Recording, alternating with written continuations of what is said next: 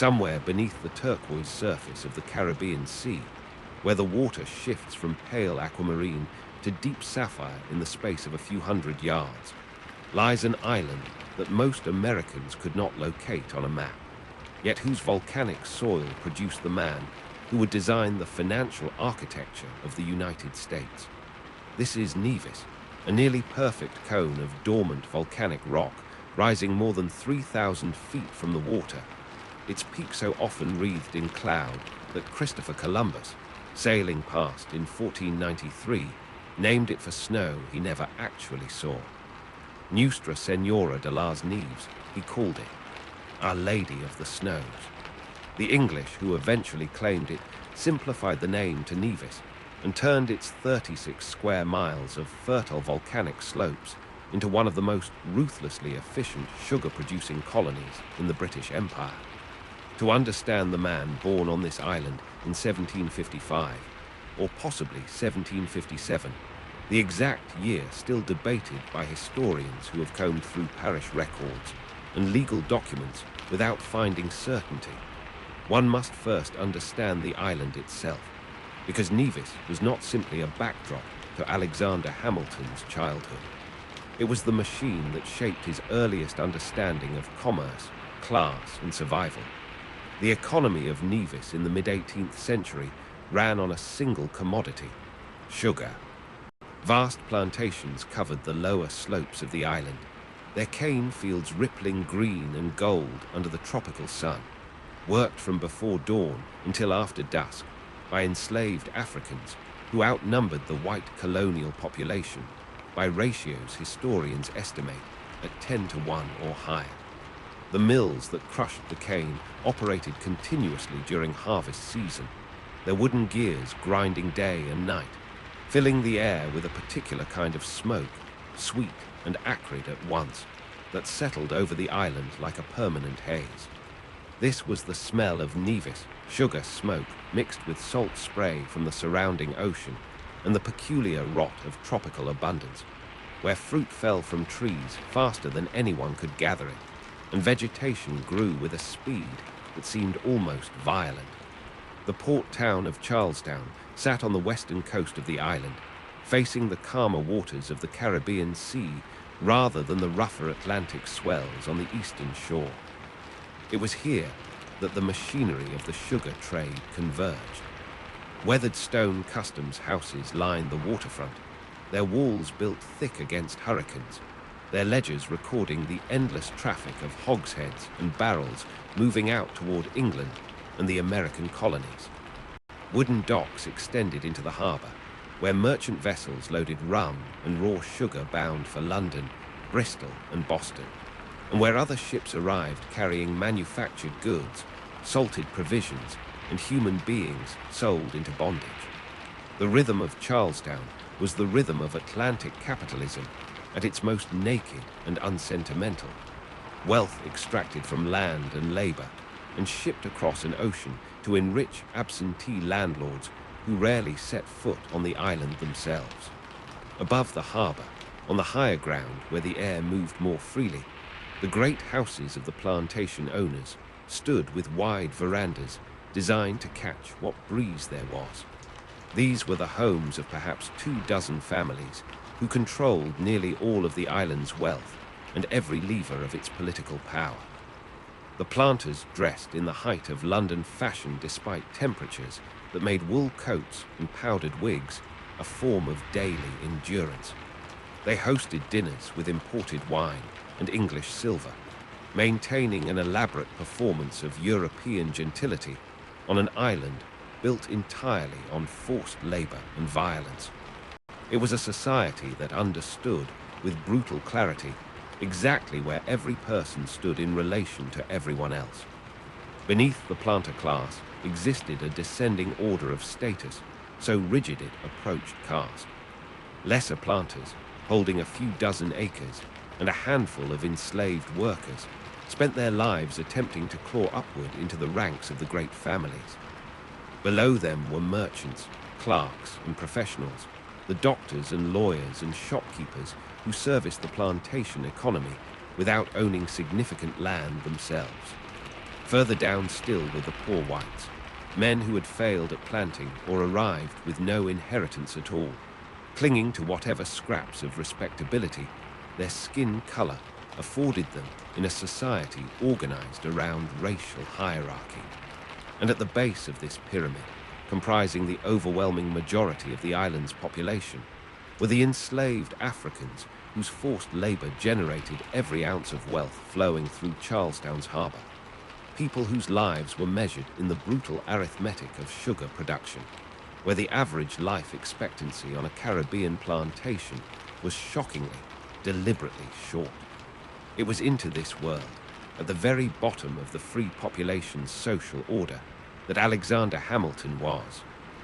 Born, his illegitimacy placed him below even the poor whites in the eyes of Nevis society, a fact that would follow him for the rest of his life and shape his psychology in ways that historians continue to debate. British colonial law regarded children born outside of marriage with particular severity.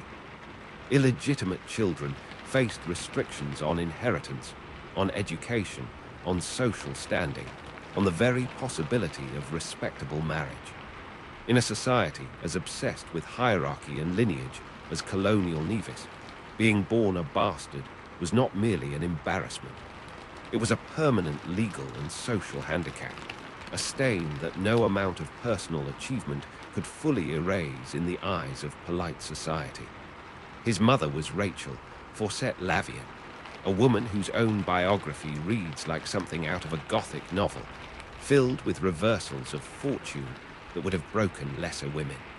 Born to a French Huguenot family that had fled religious persecution in Europe, Rachel grew up on Nevis before being married off, apparently against her wishes, to a much older man named Johann Michael Lavian, a merchant of Danish and German extraction who owned property on the neighboring island of St. Croix. The marriage was catastrophic. Historical accounts describe Lavian as controlling and abusive, and Rachel eventually fled the marriage, an act of extraordinary defiance for a woman in the 18th century Caribbean, where a wife who left her husband faced social ruin and legal jeopardy in equal measure. It was after this separation, having returned to Nevis, that Rachel began a relationship with James Hamilton, a Scottish merchant of aristocratic lineage but negligible fortune, the fourth son of a laird whose family estate would never pass to him.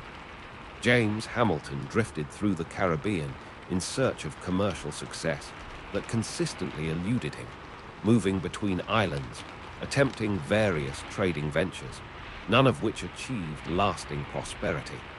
Because Rachel remained legally married to Lavian under the laws of the time, unable to obtain a divorce that would allow remarriage, her relationship with James Hamilton could never be formalized. Their children, including Alexander and his older brother James Jr., were illegitimate in the eyes of both church and state, a circumstance that colonial society would never allow either boy to forget. The house where young Alexander spent his earliest years was a modest wooden structure, nothing like the grand plantation estates on the hillsides above Charlestown. It would have been a simple dwelling, likely raised on posts to allow air circulation in the tropical heat, with shuttered windows to block the intense midday sun and catch whatever evening breeze drifted in from the sea. The interior spaces were sparse by the standards of the planter class, without the imported furniture or English silver that marked genuine respectability. This was a household existing in the uncomfortable margins between poverty and the pretense of gentility, a family with connections to good bloodlines, but none of the wealth that made bloodlines matter in practical terms. The climate itself shaped daily existence in ways difficult for modern observers to fully appreciate. The heat of Nevis was not merely uncomfortable, but genuinely dangerous, capable of causing fatal exhaustion or heat stroke among those without adequate shelter or hydration. Yellow fever arrived periodically on ships from other islands, spreading through the population with terrifying speed and indiscriminate cruelty, killing planters and enslaved people alike. offering no protection to wealth or status. This was a world where death arrived suddenly and often, where infant mortality rates were staggering by any standard, and where survival itself required a kind of vigilance that shaped character from the earliest age. Today, visitors to Nevis can still find traces of this vanished world.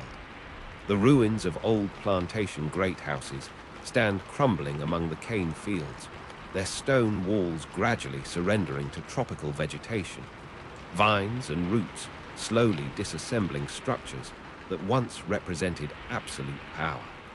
In Charlestown itself, some of the old customs buildings remain, their weathered stone facades catching the golden light of late afternoon in a way that seems almost deliberately theatrical, as if the island itself understands the historical weight it carries.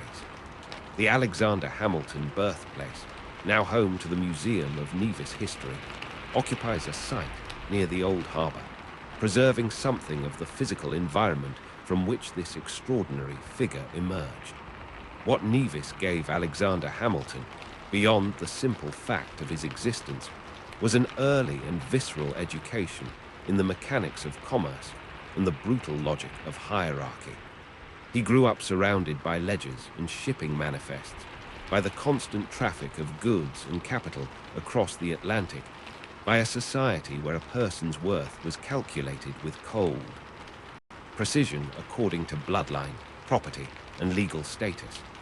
He understood from earliest childhood that the circumstances of one's birth could impose limitations that no talent or intelligence could fully overcome, at least not within the rigid social structure of the British Caribbean.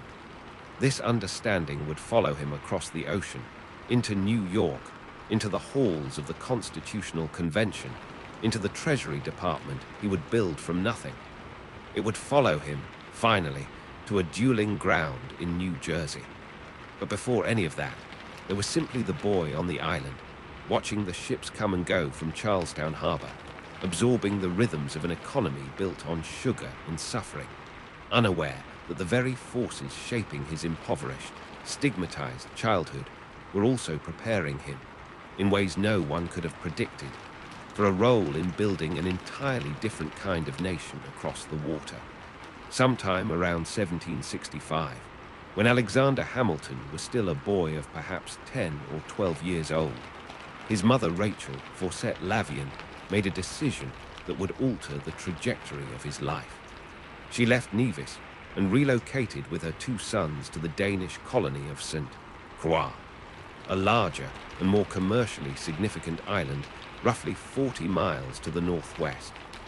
It was here, in the bustling port town of Christiansted, that young Alexander would spend the formative years of his adolescence. And it was here, amid ledgers and hurricanes, that the raw material of his later genius would first be shaped into something recognizable. Christiansted in the mid-18th century was unlike anything on Nevis. Where Charlestown had been a modest colonial port serving the British sugar trade, Christiansted was a thriving international entrepôt under Danish administration, its harbour lined with warehouses and customs buildings constructed in the distinctive yellow and ochre tones of Danish colonial architecture. The town had been laid out with geometric precision, its streets running in orderly grids toward the waterfront, a stark contrast to the organic sprawl of many British colonial settlements. Fort Christiansveen stood sentinel over the harbour entrance, its thick coral stone walls painted the same characteristic yellow that would come to define the town's architectural identity, its cannons positioned to protect the valuable cargo constantly moving through the port. The Danish crown had transformed St. Croix into a remarkably active commercial hub, and the harbour at Christiansted reflected this ambition. Merchant vessels arrived constantly, their sails visible on the horizon for hours before they finally maneuvered into the protected anchorage. Ships came from Copenhagen, from London, from Amsterdam, from the American colonies, each carrying different cargo and each requiring the meticulous documentation that defined the business of colonial trade. Sugar and rum flowed outward in an endless procession of hogsheads and barrels, the accumulated product of plantation labor across the island. Manufactured goods flowed inward, along with provisions, and inescapably human beings sold at auction along the waterfront as part of the same commercial machinery that moved sugar and molasses. It was into this environment that young Hamilton found employment as a clerk, working for the trading house of Nicholas Kruger and David Beekman, merchants who conducted business across the Caribbean and along the eastern seaboard of North America. The counting house where Hamilton spent his working hours would have been a modest but purposeful space, wooden desks arranged to catch light from shuttered windows, shelves stacked with ledgers bound in leather and canvas, correspondence piling up in wooden pigeonholes awaiting response. The air would have carried the mingled scent of ink, parchment, and the ever-present sweetness of sugar and molasses that permeated every commercial space on the island. Here Hamilton learned the practical mechanics of Atlantic commerce with an intensity that few boys his age ever experienced. He tracked shipments of sugar and rum crossing to New York and Philadelphia. He recorded the arrival and departure of vessels, calculated currency exchanges between Danish, British, and colonial American money, and drafted correspondence to merchants and captains scattered across multiple ports.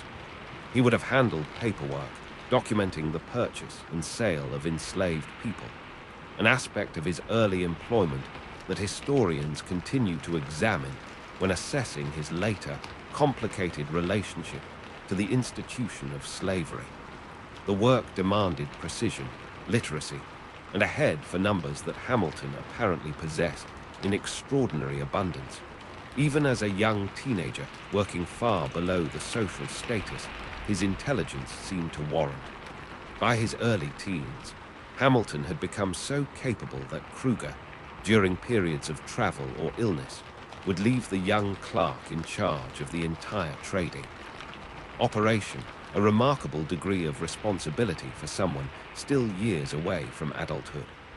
Surviving correspondence from this period reveals a young man already comfortable issuing instructions to ship captains, negotiating prices, and managing the complex logistics of transatlantic trade. This was an education no formal schoolhouse could have provided, an immersion in the practical realities of credit, currency, and commerce that would later inform his revolutionary approach to American finance. But the year 1772 would bring an event to St. Croix that transcended the ordinary rhythms of commercial life, an environmental catastrophe so violent that it would ultimately alter the entire course of Hamilton's existence. On the night of August 31st, a massive hurricane struck the island with a fury that longtime residents described as unlike anything within living memory. The storm arrived from the Atlantic with little warning by modern standards, the barometric pressure dropping precipitously as dark clouds swallowed the horizon, and the wind began to build from a steady breeze into something altogether more menacing. Imagine the harbor at Christiansted as the storm intensified.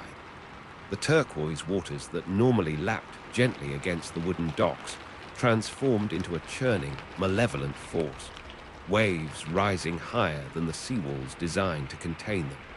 Ships that had been safely anchored broke free from their moorings, some driven against the rocks, others simply vanishing beneath the waves. The wind, howling at velocities that tore roofs from buildings and stripped palm trees of every frond, drove rain horizontally through the streets of Christiansted with enough force to shatter windows and collapse weaker structures entirely. Warehouses along the waterfront, filled with stored sugar and provisions representing the accumulated wealth of the season's trade, were flooded or destroyed outright, their contents scattered and ruined. For young Hamilton, then approximately 17 years old, the hurricane represented something beyond mere physical danger. It became a subject for his pen, and it was through this act of writing that his extraordinary talent first became visible to the wider world beyond the counting house. In the aftermath of the storm, Hamilton composed a letter to his father, James Hamilton, describing the catastrophe in language of remarkable power and sophistication for someone of his age and circumstances. The letter detailed the storm's fury with vivid, almost apocalyptic imagery, framing the natural disaster in explicitly moral and religious terms, a meditation on human vulnerability before forces beyond mortal control. The letter did not remain private. It found its way into the hands of the Reverend Hugh Knox, a Presbyterian minister who had recently arrived on St. Croix, and who recognized immediately that the young author possessed a gift far exceeding his humble station in colonial society. Knox arranged for the letter to be published in the Royal Danish American Gazette, the local newspaper, where it circulated among the island's merchants, planters, and clergy. The response was immediate and significant. Here was a penniless clerk, illegitimate by birth, employed in a counting house, yet capable of prose that rivaled anything produced by formally educated gentlemen of considerably higher social standing. Recognizing an opportunity that might otherwise never present itself, a group of local benefactors, including Knox himself, along with merchants who had come to respect Hamilton's abilities through his work at the trading house, organized a subscription fund to send the young man to the American colonies for a proper education. This was an extraordinary intervention, a recognition that talent of this magnitude deserved cultivation, regardless of the circumstances of birth that had so severely limited Hamilton's prospects on St. Croix. Without this hurricane, without this letter, without the particular combination of natural catastrophe and literary talent converging at precisely the right moment, Alexander Hamilton might well have remained a capable but obscure clerk, his genius forever confined to the ledgers and correspondence of a Caribbean trading house. In the days following the storm, as Christie Ansted's residents emerged to survey the destruction, the harbor presented a scene of devastating clarity. Debris littered the shoreline for miles, wooden fragments of ships and buildings scattered among uprooted vegetation. The famous yellow walls of Fort Christianshavn had withstood the assault, but many lesser structures had not survived intact. Dawn light, breaking clear and calm after the fury of the previous night, illuminated a harbor transformed, the turquoise waters once again placid, as though the violence had never occurred, while the wreckage along the shore told a different story entirely. This juxtaposition, destruction giving way to opportunity, catastrophe becoming. Catalyst would prove characteristic of Hamilton's entire life. The storm that nearly destroyed him instead became the mechanism of his escape from the very island that had shaped and constrained him.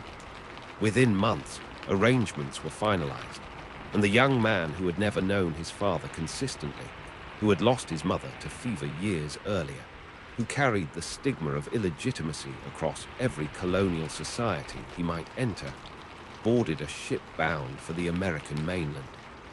He left behind the harbor of Christiansted, the counting house ledgers, the yellow fortress walls, and the memory of wind and water that had nearly erased everything, carrying with him nothing but his intelligence, his ambition, and a letter that had proven the power of his own words to change the course of a life.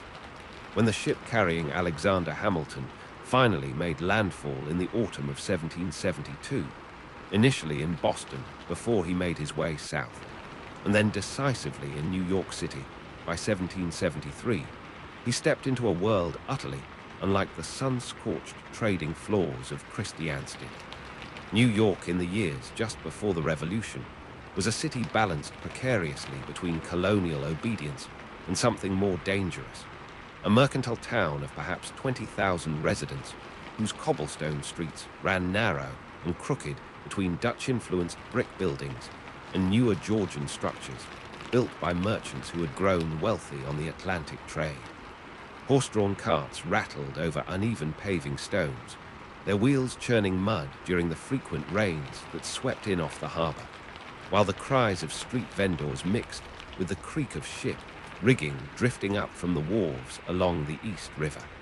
The wharves themselves told the story of New York's importance within the British imperial system. Lower Manhattan's waterfront bristled with merchant vessels flying the Union Jack, their holds filled with goods bound for or arriving from London, Bristol, the Caribbean, and ports along the American coast. Warehouses lined South Street and the surrounding blocks, their brick facades darkened by soot and salt air, storing everything from imported textiles to barrels of molasses, not unlike those Hamilton had tracked so meticulously in his clerking days.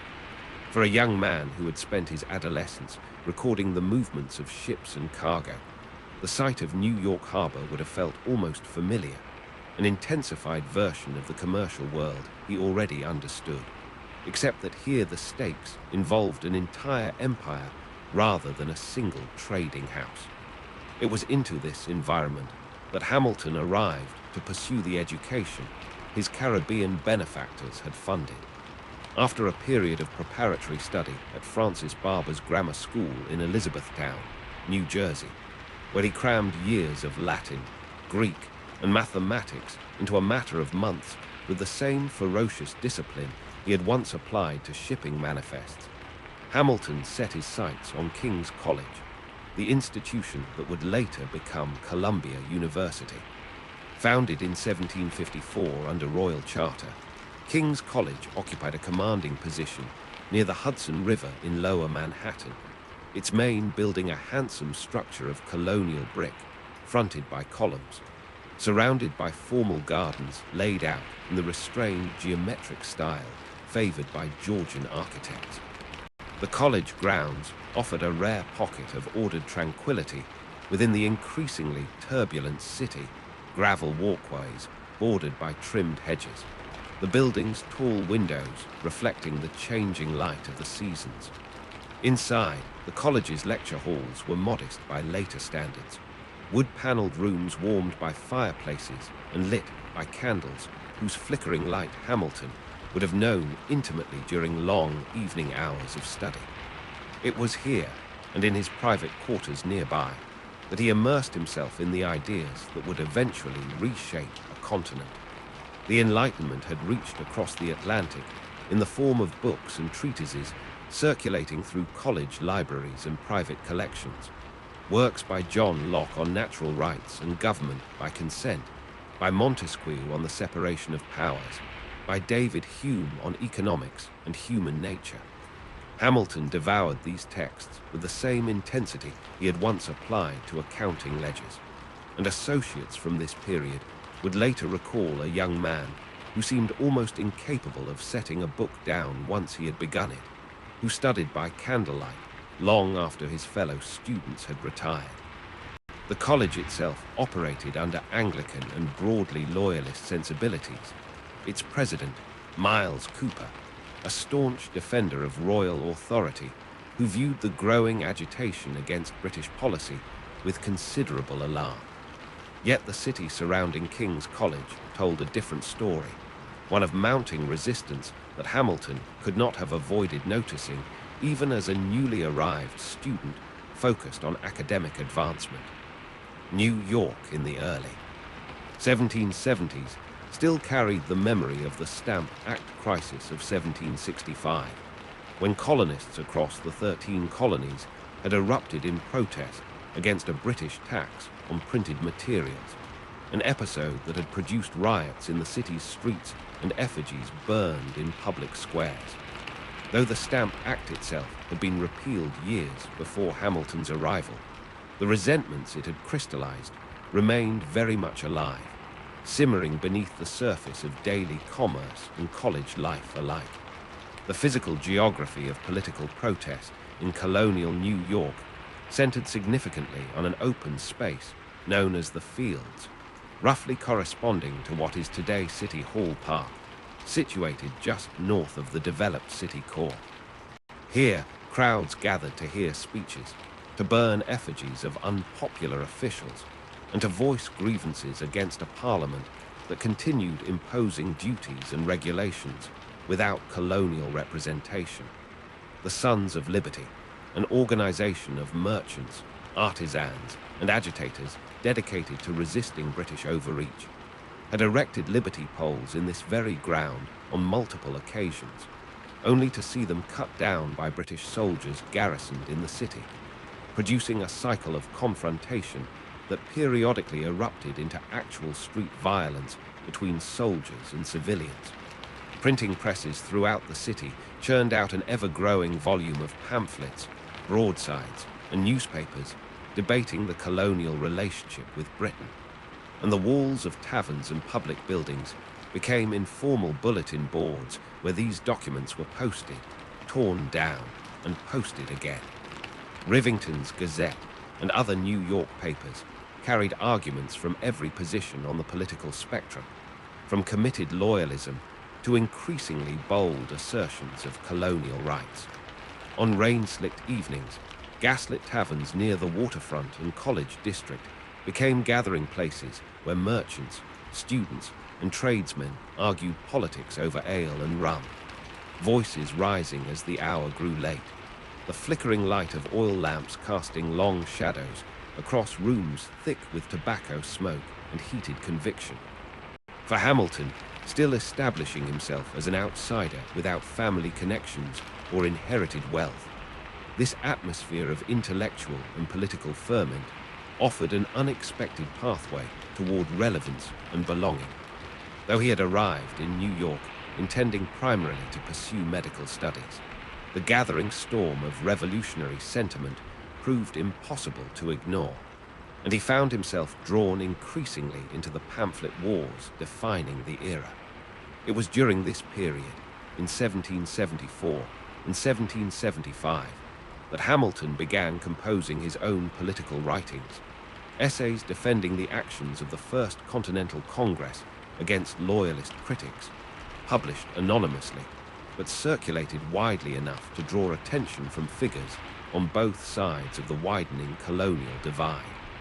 The shadowy meeting rooms where such pamphlets were often drafted, sometimes in private homes, sometimes in the back rooms of printing shops, became an informal extension of Hamilton's college education, a curriculum in political philosophy and rhetorical combat that proved just as formative as anything taught within King's College's candlelit halls. He also became involved in public gatherings, most notably delivering an impromptu speech at a mass meeting in the Fields in July 1774, addressing a crowd of New Yorkers gathered to discuss resistance to British trade policies, an appearance remarkable for a college student still in his late teens, still years away from any formal claim to political authority. New York during these years existed in a state of genuine uncertainty about its own future, a port city dependent on trade with Britain, yet increasingly resentful of the constraints that relationship imposed. The wooden wharves that had once simply facilitated commerce now carried an additional symbolic weight, sites where tea might be refused unloading, where boycotts against British goods were enforced through public shaming, and occasional violence against merchants who defied colonial resistance efforts. The formal gardens of King's College, meanwhile, remained an island of studied calm, though even here the presence of a loyalist administration increasingly clashed with a student body and a broader city, drifting inexorably toward rebellion. By the time Hamilton left King's College without completing a formal degree, the momentum of events had overtaken the possibility of a purely academic life. The city that had welcomed him as a penniless but brilliant young immigrant was transforming into a battleground of ideas, its cobblestone streets and gaslit taverns, its printing presses and public squares, all becoming instruments of a revolution that Hamilton himself would soon join not as a bystander, but as an active participant. The intellectual crucible of King's College had given him the philosophical vocabulary of Enlightenment political thought. The streets of New York had given him the practical education in agitation and public argument.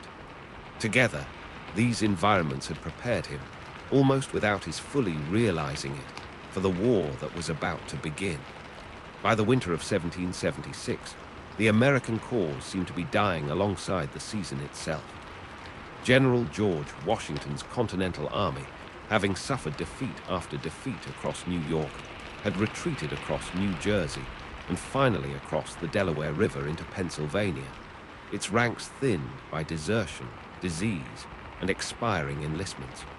Among the artillery officers accompanying this beleaguered force was Alexander Hamilton, now a captain commanding a company of New York Provincial Artillery, a young man who had transformed himself in barely 2 years from a college student debating pamphlets in the fields into a battle-hardened soldier managing cannon under fire. The landscape that greeted the Continental Army along the Delaware's Pennsylvania bank in late December was one of brutal, unforgiving winter, ice floes drifting in the dark current, snow accumulating on frozen ground, and morale sinking with the temperature. Washington's decision to strike back came on the night of December 25th, and into the early hours of December 26th, 1776, a gamble born of desperation as much as strategy. The crossing itself, immortalized in later paintings, occurred under conditions of genuine peril. Soldiers and artillery pieces ferried across the ice-choked river in Durham boats through sleet and driving snow, the darkness nearly total, the cold penetrating wool coats and worn boots alike. Hamilton's artillery company was among the units that made this crossing, hauling guns through mud and ice toward the sleeping town of Trenton, where a garrison of Hessian mercenaries, soldiers hired by the British Crown from German principalities, maintained what they believed to be a secure winter posting. The Battle of Trenton unfolded rapidly on the morning of December 26th, catching the Hessian garrison almost entirely by surprise, many soldiers still recovering from Christmas celebrations the night before.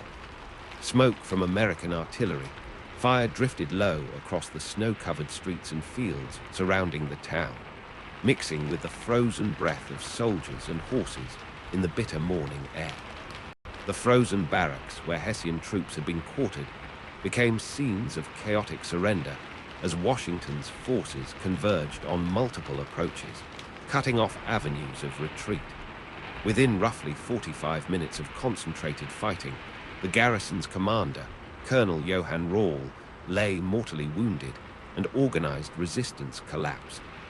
Nearly 1,000 Hessian soldiers were captured, a stunning reversal of fortune for an American cause that had appeared only days earlier on the verge of complete collapse.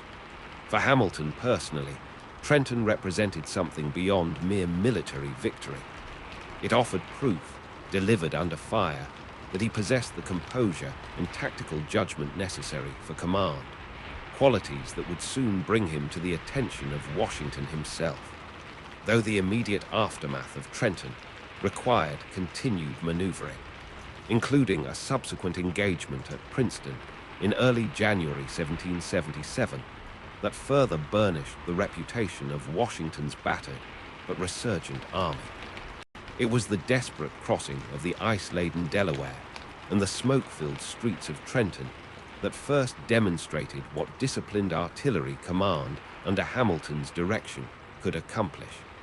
The military landscape that followed, however, offered no immediate triumph to match this winter victory. Through 1777, the war ground on across Pennsylvania and New Jersey, culminating in British occupation of Philadelphia itself, forcing the Continental Congress to flee and Washington's army to seek winter quarters in a location that would become perhaps the most storied encampment in American military history: Valley Forge. The physical environment of Valley Forge, established in December 1777, presented conditions that tested the very survival of the Continental Army beyond anything combat itself had demanded. Situated roughly 20 miles northwest of British-occupied Philadelphia, the encampment occupied rolling Pennsylvania countryside along the Schuylkill River, terrain chosen for its defensive potential, but wholly inadequate in terms of shelter, food, and supply as winter descended in full force. Soldiers constructed rows of log huts by the hundreds, crude structures built from timber felled in surrounding forests, chinked with mud and straw against the penetrating cold, their interiors dark and smoky from fires that provided inadequate warmth against temperatures that regularly plunged well below freezing. The muddy paths connecting these hut rows became nearly impassable during thaws, churned into a thick, sucking mire by thousands of feet and wagon wheels, then freezing again into treacherous ruts and ridges when temperatures dropped. Supply shortages, a chronic and devastating problem throughout the encampment's roughly 6-month occupation, meant soldiers frequently lacked adequate clothing, functional shoes, and sufficient food. Conditions that produced widespread disease and a mortality rate historians estimate claimed thousands of lives during the encampment period, deaths from typhus, dysentery, and pneumonia far exceeding any casualties inflicted by British forces during this same span. Hamilton, by this point, serving as one of Washington's most trusted aides-de-camp, a position he had assumed in March 1777, experienced valley forge not from the perspective of a common soldier in the log huts, but from within the command structure itself, where strategic planning occurred amid conditions nearly as harsh as those endured by the rank and file. Washington's headquarters, established in the Fieldstone Potts House near the encampment center, became the setting for the endless correspondence, strategic deliberation, and administrative labor that Hamilton increasingly found himself managing.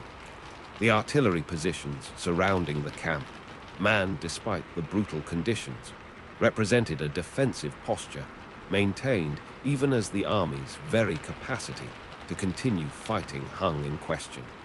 It was during this desperate winter that European assistance arrived in the form of Baron Friedrich Wilhelm von Steuben, a Prussian officer whose rigorous drilling program transformed the ragged, disease-weakened Continental Army into a more disciplined fighting force by the time spring finally arrived. Hamilton, working closely with Washington throughout this period, absorbed lessons about administration, logistics, and command that would prove essential to his later work reconstructing the nation's finances. Lessons learned not in the abstract comfort of a college lecture hall, but amid the frozen mud and desperate improvisation of Valley Forge. The war's landscape shifted dramatically over the following 3 years, carrying Hamilton through additional campaigns and eventually toward a rupture with Washington himself in 1781, when a perceived slight prompted Hamilton to resign his position as aide-de-camp, seeking instead a field command that might offer the battlefield glory necessary for his political ambitions. This desire brought him, in the autumn of 1781, to the coastal terrain of Yorktown, Virginia, where the war's decisive confrontation was about to unfold. The siege of Yorktown presented an entirely different physical environment from the frozen encampments of Pennsylvania, a landscape of fortified redoubts and elaborate siege trenches carved into the sandy soil near the Virginia coastline, where British General Charles Cornwallis had established his defensive position, trusting in naval support from the Royal Navy that ultimately failed to materialize due to French naval intervention under Admiral de Grasse.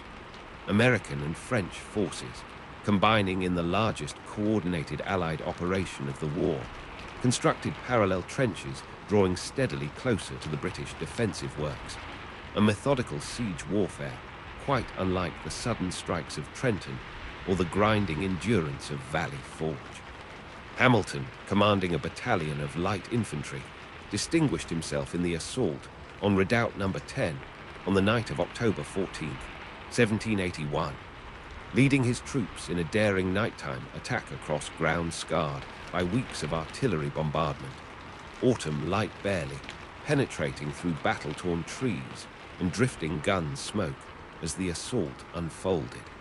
The capture of this fortification, alongside the simultaneous French assault on Redoubt No. 9, proved decisive in compelling Cornwallis towards surrender negotiations.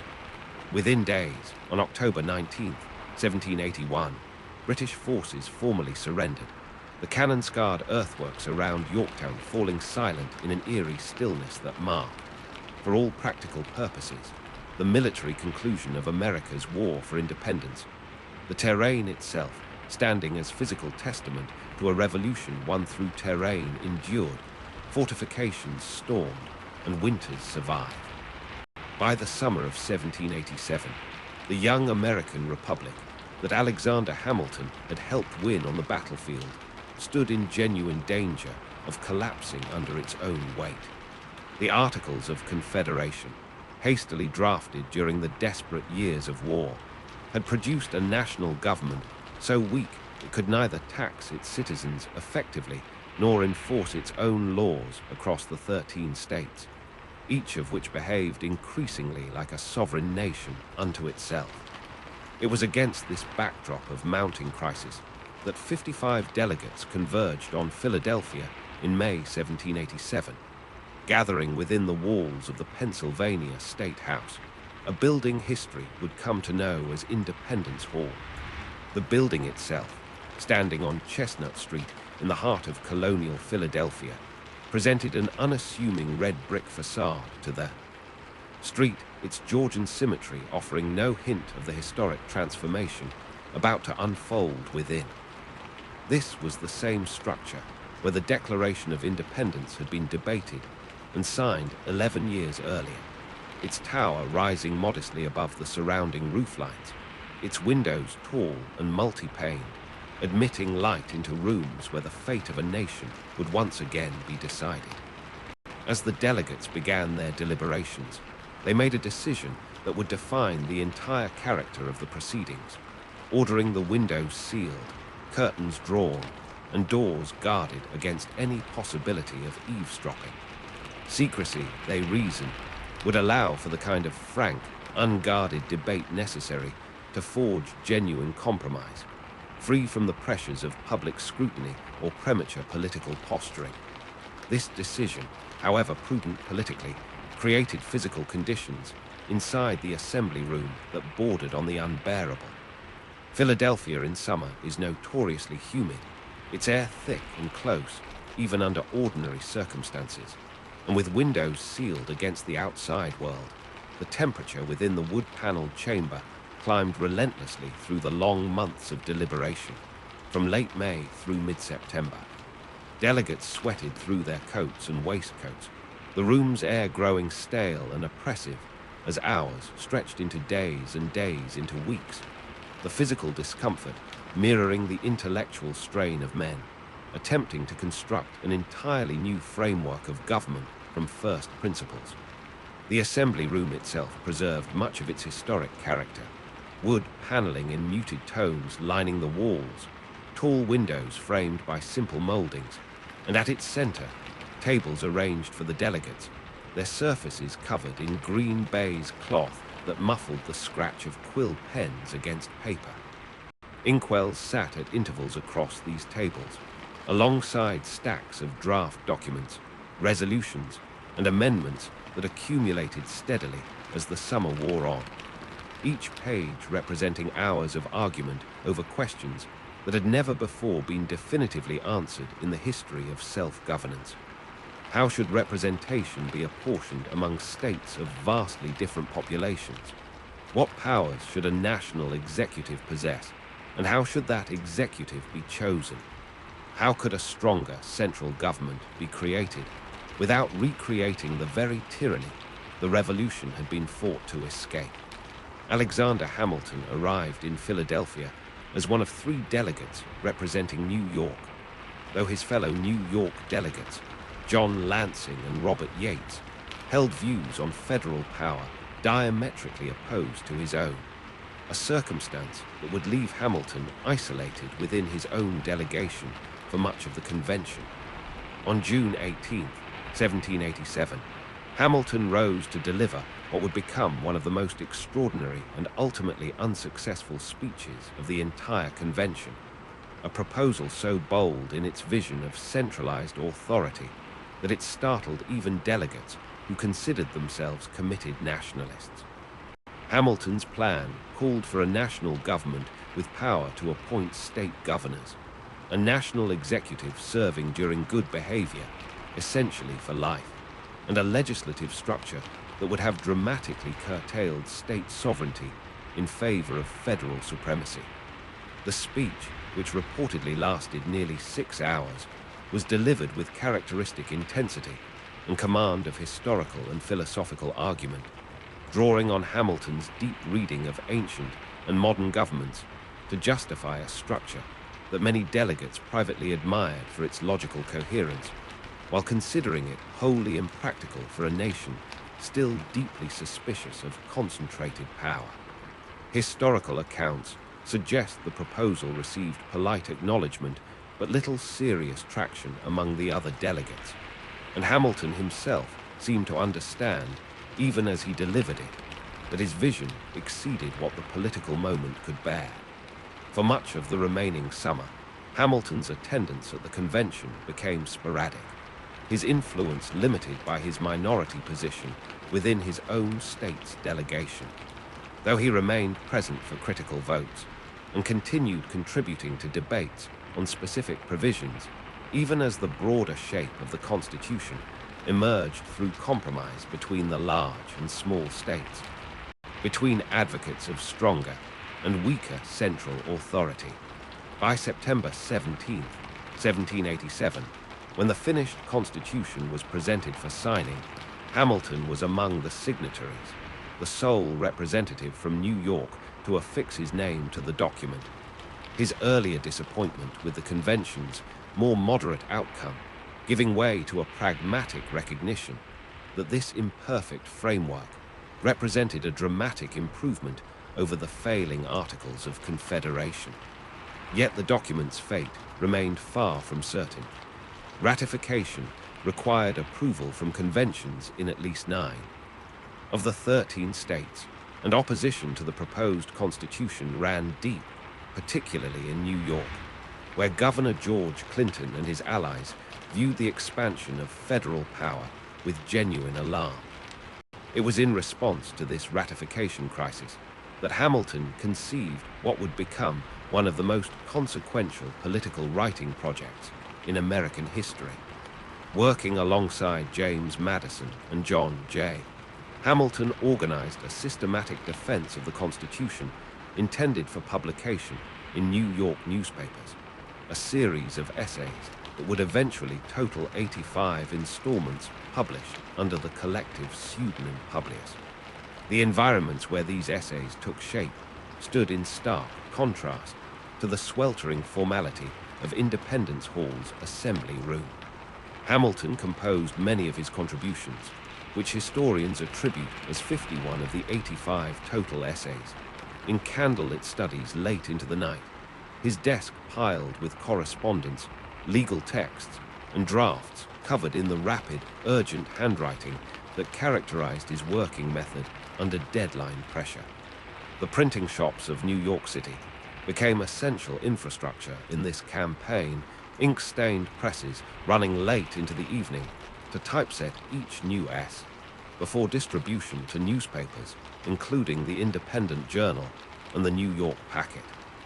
These print shops, their air thick with the smell of ink and heated metal type, their floors scattered with proof sheets and discarded drafts, represented a different kind of battlefield from the ones Hamilton had known during the war, a battle fought with argument and rhetoric rather than artillery and bayonet, yet no less consequential in determining the nation's future.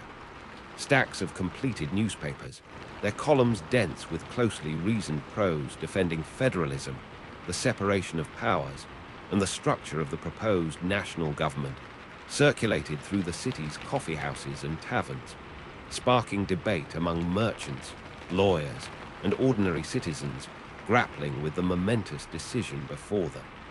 Working often through exhaustion, sometimes producing multiple essays within the span of a single week, Hamilton brought to this campaign the same relentless intensity that had characterized his military service and his earlier pamphleteering as a King's College student. The essays addressed nearly every conceivable objection to the proposed constitution, defending the necessity of a standing army, explaining the mechanics of the electoral college, justifying the establishment of a federal judiciary, and articulating a vision of energetic government capable of ensuring national stability and prosperity.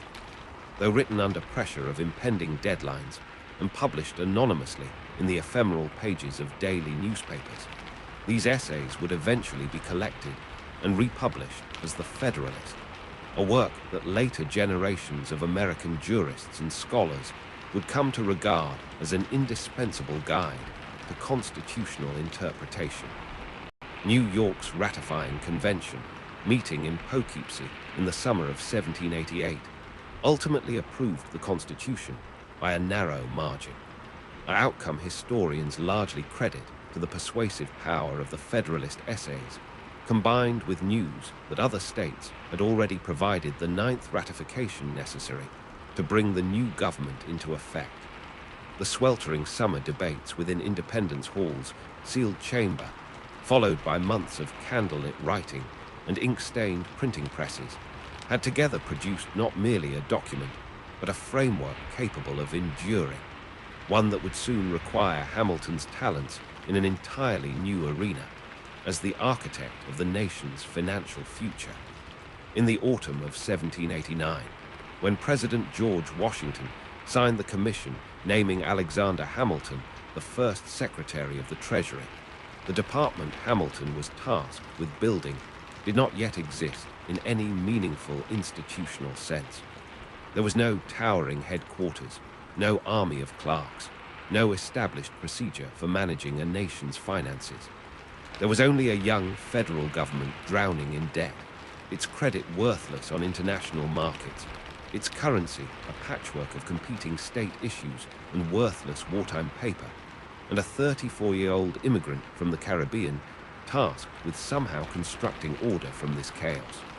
The first Treasury offices occupied modest quarters in New York City, then serving as the nation's temporary capital, in buildings that offered none of the grandeur later associated with federal power.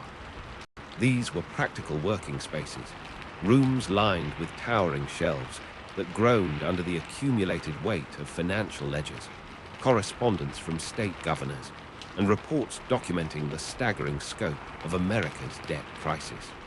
Handwritten tallies covered desk after desk, columns of figures representing money owed to foreign creditors, to domestic bondholders, to soldiers who had fought the revolution and received only paper promises in exchange for years of service. Maps charting the fragile geography of the American economy hung alongside these ledgers, illustrating trade routes, customs houses, and the scattered ports through which the young nation's commerce still struggled to flow in any coordinated fashion. When the federal government relocated to Philadelphia in 1790 as part of the compromise that would eventually establish a permanent capital along the Potomac, the Treasury Department moved with it, occupying offices that remained similarly unglamorous in appearance, yet increasingly consequential in function. It was within these unassuming rooms that Hamilton, working with a small staff that included his invaluable assistant William Dewar and later Oliver Wolcott, Jr., drafted the reports that would fundamentally restructure American finance. His report on public credit, delivered to Congress in January 1790, proposed that the federal government assume the outstanding debts incurred by individual states during the Revolutionary War, consolidating this obligation under federal authority and establishing, for the first time, the principle that the United States government would honor its financial commitments in full. This proposal for debt assumption ignited fierce political controversy, pitting Hamilton against Southern legislators, including James Madison, who objected that states like Virginia, having already paid down much of their war debt, would be unfairly burdened subsidizing the less disciplined finances of states like Massachusetts. The resolution came through a now famous compromise, reportedly negotiated over dinner in June 1790, between Hamilton, Madison, and Thomas Jefferson, in which Southern support for assumption was traded for Northern agreement to locate the permanent national capital along the Potomac River. Whatever the precise details of that private negotiation, the outcome established a crucial precedent. The United States would have a unified national debt, backed by federal credit, and international investors would learn that American bonds represented a reliable investment rather than the worthless paper of a failed experiment. Central to Hamilton's broader vision was the establishment of the first Bank of the United States, chartered by Congress in February 1791, despite intense opposition from Jefferson and his allies, who considered such an institution unconstitutional and dangerously concentrated in power. The bank's Philadelphia headquarters, completed in the years following its charter, embodied in physical form the financial stability Hamilton sought to project. Its stately Georgian architecture, fronted by marble columns rising in disciplined classical proportion, communicated permanence and trustworthiness to a public still uncertain whether the American experiment in self-governance could produce lasting institutions. Inside, vaulted ceilings and marble floors created an atmosphere of solemn gravity, a deliberate architectural statement that this was no fly-by-night speculative venture, but a serious institution designed to anchor the nation's entire financial system, managing government deposits, issuing currency, and providing loans that would fuel commercial expansion. Alongside the bank, Hamilton championed the creation of a national mint, established by Congress in 1792, tasked with producing standardized American coinage to replace the confusing jumble of foreign and state currencies then circulating throughout the country. The mint's early operations, based in Philadelphia, involved cutting steel dies bearing the designs that would define early American coinage. Images of liberty rendered in profile, eagles clutching arrows and olive branches, symbols meant to convey both strength and peaceful intent. Coinage presses, heavy iron machines operated by hand or simple mechanical power, stamped these designs onto blank discs of silver and copper, producing the first truly national currency the United States had ever possessed. Period examples of this early coinage, along with the paper currency and bond certificates Hamilton's policies generated, survive today as tangible artifacts of a financial revolution conducted largely through paperwork and legislative argument rather than dramatic public spectacle.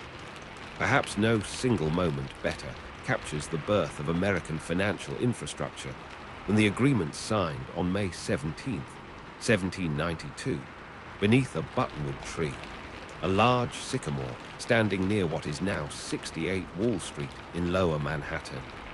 24 merchants and brokers, having grown weary of the disorganized and often fraudulent trading practices that had characterized informal securities dealing in the young nation's markets, gathered to sign what history would remember as the Buttonwood Agreement. This brief document established basic rules for trading government bonds and bank stocks, including a commitment to trade only among themselves and to charge standardized commissions, effectively creating the organizational foundation for what would become the New York Stock Exchange. The environment surrounding this founding moment reflected the modest, almost accidental origins of what would become the world's most powerful financial institution. Early trading occurred not in grand marble halls, but in coffee houses and on street corners, brokers shouting prices and negotiating deals amid the general commercial bustle of Lower Manhattan. Wooden trading floors, established as the exchange gradually formalized its operations in the years following the Buttonwood Agreement, provided a more organized venue, though these early facilities bore little resemblance to the imposing structures that would eventually rise along the same streets. The securities being traded were themselves largely products of Hamilton's own financial policies. Government bonds issued as part of the debt assumption program, and shares in the Bank of the United States, meaning that the very existence of Wall Street as a functioning market depended directly on the institutional architecture Hamilton had constructed from his Treasury offices. Hamilton's tenure at Treasury also produced institutions extending beyond banking and currency into the practical enforcement of federal law along America's extensive coastline. Recognizing that customs duties represented the primary source of federal revenue, and that smuggling threatened to undermine this crucial income stream, Hamilton proposed the establishment of what was initially called the Revenue Cutter Service, authorized by Congress in 1790. This maritime force, precursor to the modern United States Coast Guard, deployed a small fleet of armed cutters tasked with patrolling coastal waters, intercepting smugglers, and enforcing tariff regulations that funded the young federal government's operations. These vessels, their sails billowing against Atlantic horizons as they patrolled from New England to the southern coast, represented Hamilton's understanding that financial policy required physical enforcement, that revenue laws written in Philadelphia meant nothing without ships capable of ensuring compliance on the water itself. The cumulative effect of these interlocking institutions, the Bank of the United States, the National Mint, the assumption of state debts, the informal but increasingly organized securities market taking shape on Wall Street, and the coastal enforcement provided by the Revenue Cutter Service, transformed the American economy within the span of just a few years. International credit markets, which had previously regarded American bonds with justified skepticism, began treating United States debt as a reliable investment. Commercial activity expanded as a stable currency and functioning banking system provided the infrastructure necessary for business growth.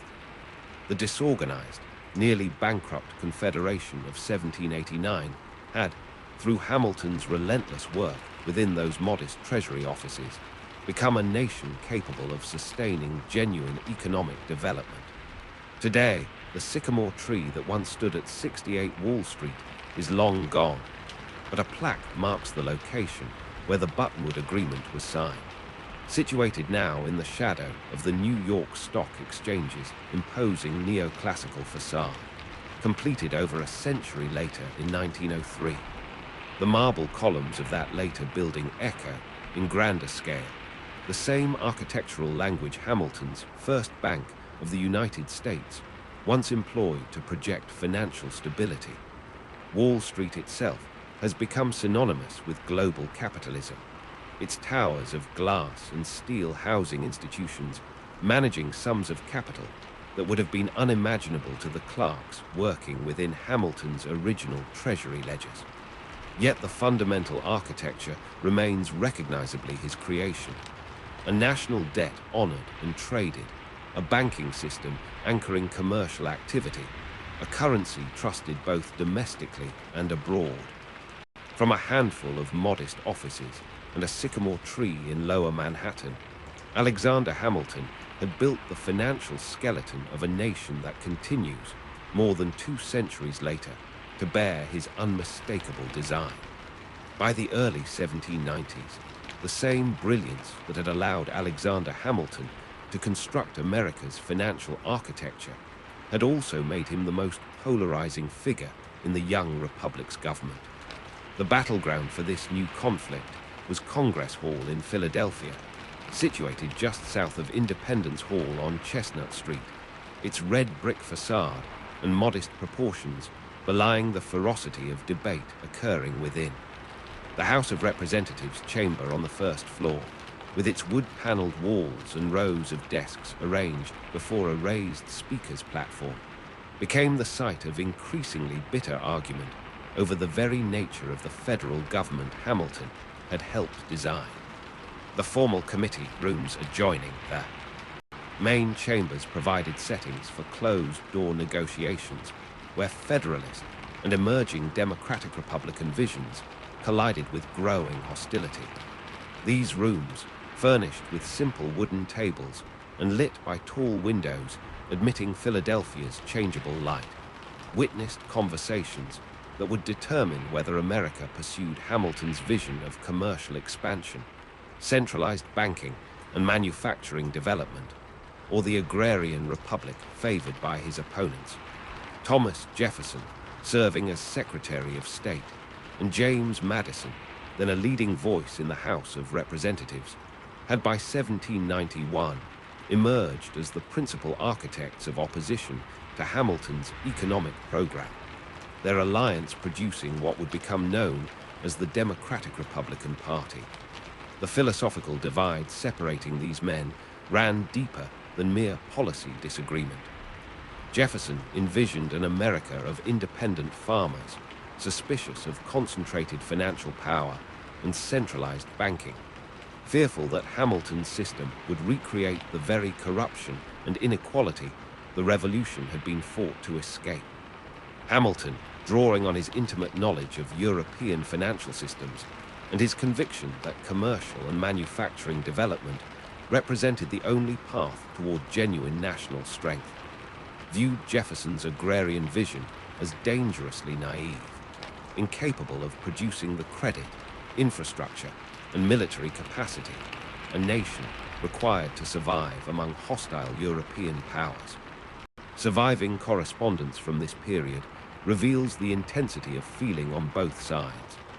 Jefferson, writing to allies, described Hamilton's financial system as a corrupt squadron designed to enrich speculators at public expense.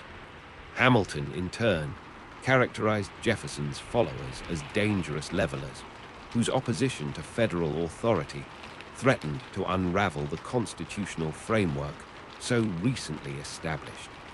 These exchanges circulated not merely through private letters, but through an increasingly partisan press, pamphlets distributed in coffeehouses and taverns throughout Philadelphia and New York, their pages filled with pseudonymous attacks that both men, along with their allies, contributed to under assumed names.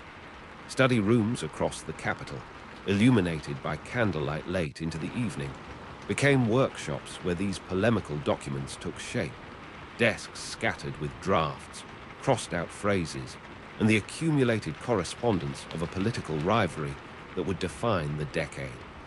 Amid this escalating conflict, Hamilton sought refuge in a project that offered rare domestic tranquility, the construction of a country estate in Upper Manhattan that he called the Grange, named for his father's ancestral home in Scotland.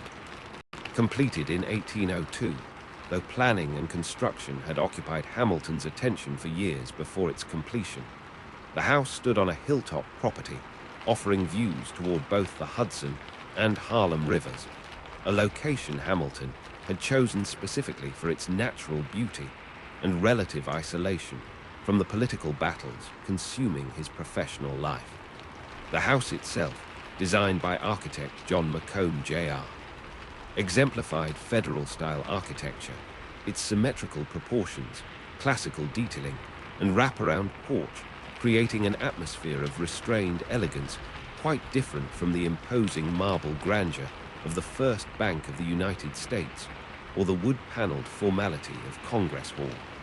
Surrounding gardens, planted according to Hamilton's own specifications, and reportedly including 13 sweet gum trees representing the original states, offered him a sanctuary increasingly rare in his embattled public life. Here Hamilton could walk among cultivated grounds, removed from the printing presses and pamphlet wars defining his political existence, able to imagine himself, if only briefly, as a country gentleman rather than a besieged treasury secretary, and later private citizen, still deeply entangled in national politics.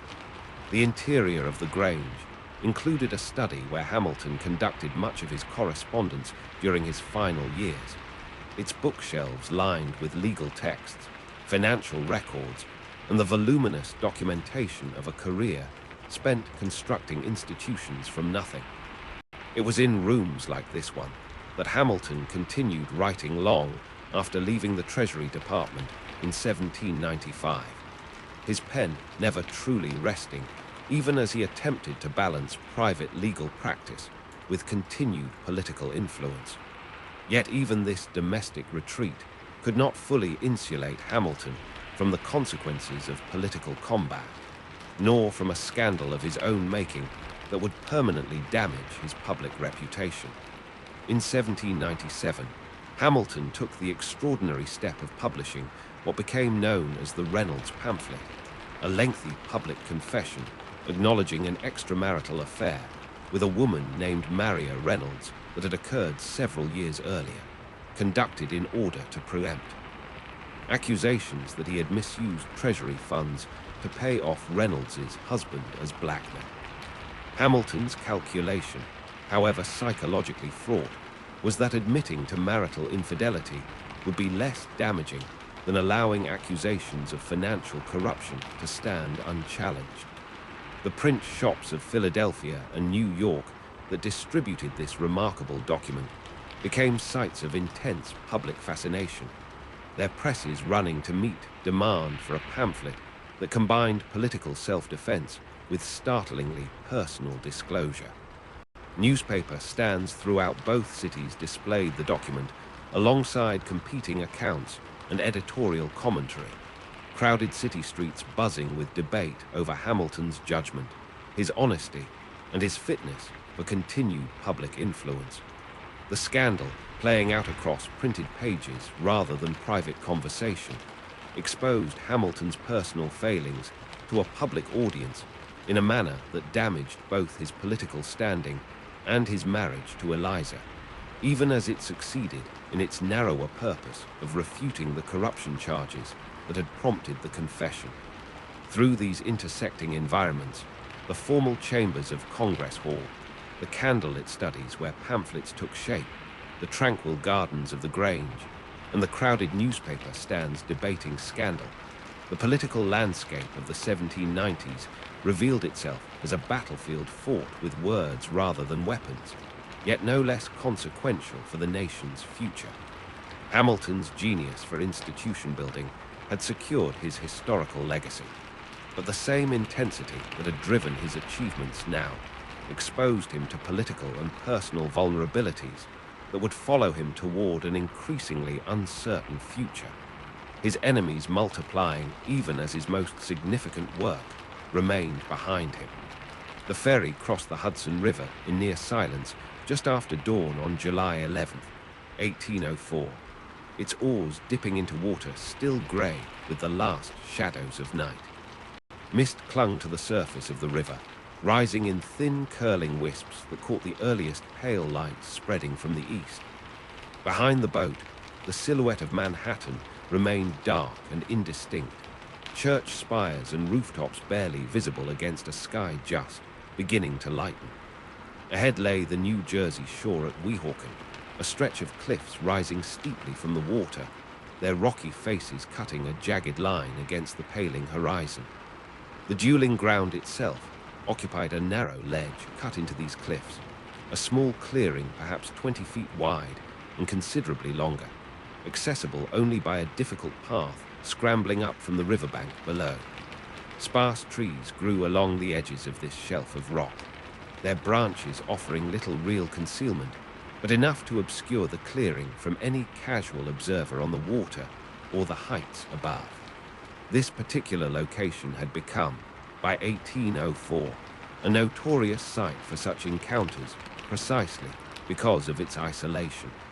New Jersey law technically prohibited dueling as thoroughly as New York's, but the remote geography of Weehawken, difficult to reach and easy to leave quickly by boat, had made it the preferred ground for gentlemen settling matters of honor beyond the immediate jurisdiction of New York City authorities.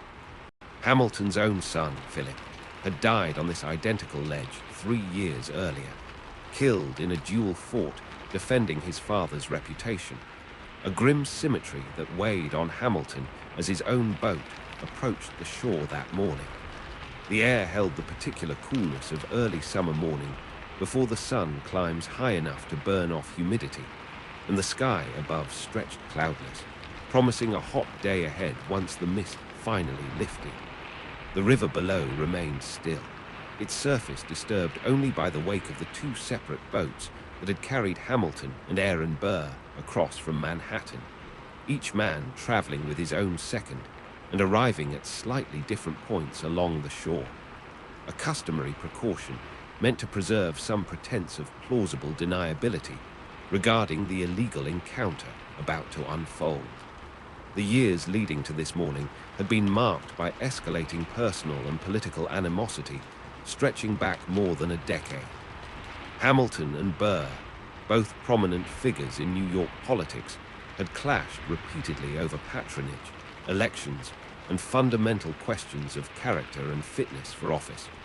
Hamilton had worked actively to undermine Burr's political ambitions on multiple occasions, most consequentially during the contested presidential election of 1800, when Hamilton's influence helped tip a deadlocked House of Representatives toward Jefferson rather than allow Burr, his rival on the ballot, to claim the presidency. More recently, reported comments Hamilton had made regarding Burr's character during Burr's unsuccessful 1804 campaign for governor of New York had been published in a newspaper, prompting Burr to demand an accounting. Hamilton's refusal to fully retract or clarify his remarks led inexorably toward the formal exchange of correspondence between seconds that preceded any such encounter, and finally to this rocky ledge above the Hudson. At the appointed hour, shortly after 7 in the morning, the two men took their positions 10 paces apart. Hamilton wore his spectacles, an unusual choice given the circumstances, and reportedly requested a moment to test the trigger mechanism of his borrowed pistol, citing the uncertain morning light. Whether Hamilton intended, as his second judge Nathaniel Pendleton would later insist, to deliberately fire wide and spare Burr's life, remains one of history's unresolved questions. What followed happened with terrible speed.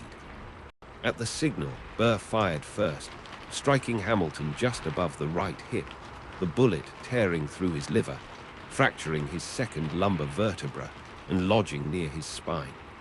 Hamilton's own pistol discharged skyward as he rose involuntarily onto his toes before collapsing onto the rocky ground. He was carried down to the waiting boat and rowed back across the same river he had crossed hours earlier, the mist now fully burned away, the morning sun illuminating a Manhattan skyline that offered no comfort against the pain he endured. He was brought to the Greenwich Village home of his friend William Bayard, overlooking the harbor where merchant ships still moved with indifferent regularity along the waterfront that Hamilton's own financial policies had helped make prosperous. For 31 hours, surrounded by his wife Eliza and 7 of his 8 surviving children, Hamilton endured the internal hemorrhaging that 18th century medicine possessed no capacity to address. He died at 2 o'clock in the afternoon on July 12, 1804, at 47 years old. Hamilton's body was laid to rest at Trinity Church Cemetery in Lower Manhattan, at the intersection of Broadway and Wall Street, a location whose symbolic weight would only deepen with the passing centuries. The weathered stone monument marking his grave, a modest pyramid-topped memorial erected shortly after his death, still stands today, its inscriptions softened by 2 centuries of exposure to weather and pollution. What makes this burial ground remarkable to modern visitors is not merely its historical significance, but its physical context. The grave sits in permanent shadow now, dwarfed by the glass and steel towers of the modern financial district rising on every side. Skyscrapers housing institutions that trace their lineage directly to the banking and credit systems Hamilton first architected from his modest treasury offices.